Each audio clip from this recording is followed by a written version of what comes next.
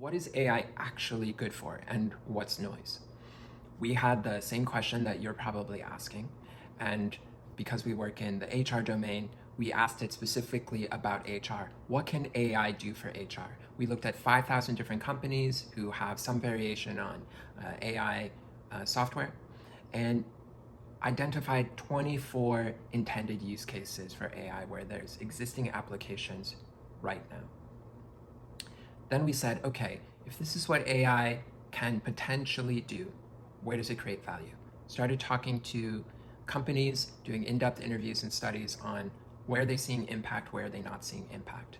Based on the combination of those two things, real live implementations of AI and intended use cases for AI applications, we're able to craft a workshop where any organization can come in with a question or a problem, or say a general desire to fix an issue, narrow down what exactly could I do with AI, identify an AI use case to help with that issue, and then go through a process of thinking through what kind of challenges are going to get in my way.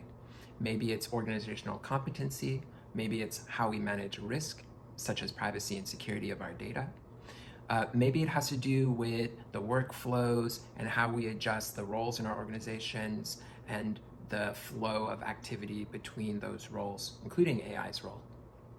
Many combinations of things might be an implementation barrier.